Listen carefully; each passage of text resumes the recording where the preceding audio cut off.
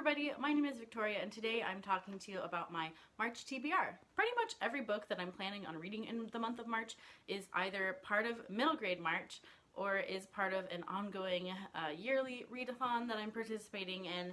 And so I feel like if I can really get through all these books, I can accomplish quite a bit for myself. All of these books are going to meet some kind of goal that I have. The first book that I'm planning on reading and I'm making my #1 priority is a carryover from the month of February. I ended up not getting to this book at all in February, and that book is The Fellowship of the Ring by J.R.R. Tolkien. This is part of the read-along being hosted by Krista and Sarah, and I'll link that down below in case you still want to jump into that. We are still on the very first book of the Lord of the Rings trilogy. In January we read The Hobbit, and now we're reading this one. I was supposed to read, I think, half of it in February, and I'm obviously not on that path. I'm basically just starting this in March. So I'm hoping that it doesn't take me too long to get through. I am really excited to reread this book. I read them maybe back when I was in college, maybe end of high school, I can't remember exactly, but I have been dying to reread The Lord of the Rings, and this year an opportunity came up that I could not pass. So I'm very excited to get to this book. It is definitely my priority in the month of March. The next book I'm reading is a continuation of the Analog with Tia and Amanda, and I will link that information down below as well. Right now we're on the third book, Anne of the Island, and this has just been such a treat to read the series. I've never read the series before, so this will be a brand new read for me, and I can't wait to see what antics Anne gets up to in this next installment. I have just enjoyed the first 2 books of the series so much, and I plan on continuing to enjoy them. So this one is priority #2. Next up we have middle grade March, which is happening all throughout the month. And if you would like to participate, I have that information linked down below as well. It's hosted by Krista and Life Between Words. Now I don't know, I'm blanking on her name, but 2 lovely ladies, and I'll link the information down below. I'm going to be honest, I almost didn't participate in middle grade March fully, but then at the last second I decided I want to try to complete all the challenges and also read the group book. I've actually never participated in the group book part of middle grade March, so I was like, let's just go all into middle grade March this month. So I'm really excited about it. The first challenge of middle grade March is to read a book with illustrations. And for this one, I'm also going to be killing 2 birds with 1 stone, as they say. This year I planned on already rereading Harry Potter because it's been since high school since I read Harry Potter. So I'm going to be starting with The Sorcerer's Stone. Is this considered middle grade?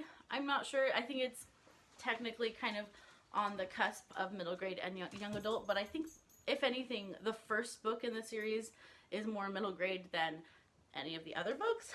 So I figured it counts, and also I got this illustration edition for Christmas, so I will be reading the illustrated version of Harry Potter.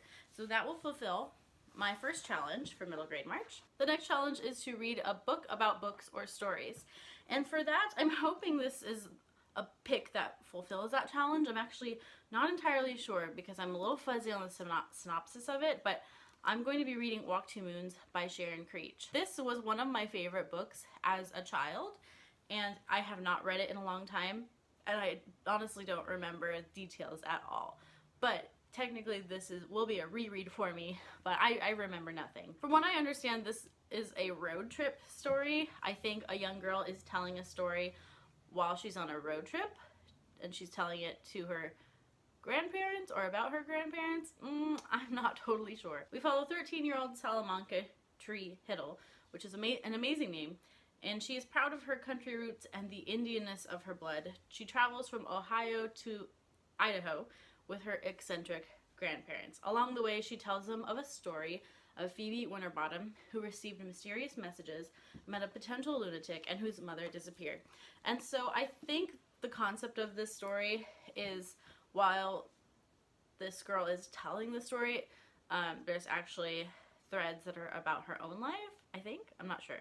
But I'm really excited to reread this and see if it's still as good as I remember when I was a kid. The third challenge is to read a middle grade mystery, and I don't think I've ever read a middle grade mystery before. I could be wrong, but I don't think I've ever read something like that. Unless you count, does Nancy Drew count? It might count. Maybe Nancy Drew or the Hardy Boys. But for this one, I didn't really know where to start, so I just kind of Googled mysteries for middle grade readers, and I kept coming up with The Westing Game. And The Westing Game sounds like a lot of fun. It actually, the synopsis reminds me a little bit of Ready Player One, so that will be interesting because I have read Ready Player One and really enjoyed that book. But this book is about a man who dies and he's a millionaire, and in his will he has basically created a game, and he has picked these people to play the game in order to inherit the fortune. Again, it sounds a lot like Ready Player One, but for kids, and I'm here for it. And it has won, I believe, the Newbery Medal Prize, and it seems to be kind of a classic middle grade mystery. And I see, when I look on Goodreads, a lot of people that I know have read it too, and so I'm excited to get to this one and see what I think about it. I haven't read a mystery in a long time, actually, like any mystery book, so we'll see if I enjoy this mystery novel. The next challenge is a book set in another country, and for this one, I'm cheating a little bit because I am also considering Harry Potter for this challenge, because Harry is originally brought up in England, and J.K. Rowling is from England, and that's sort of where it's set, although it is also set in a fantastical version of England. But we're gonna go with Harry Potter because I do not want to overload myself with too much reading, so I'm gonna double up on that challenge to help myself not die. The next challenge is a book to screen adaptation. And what do you think I'm gonna use for that? That's right, Harry Potter.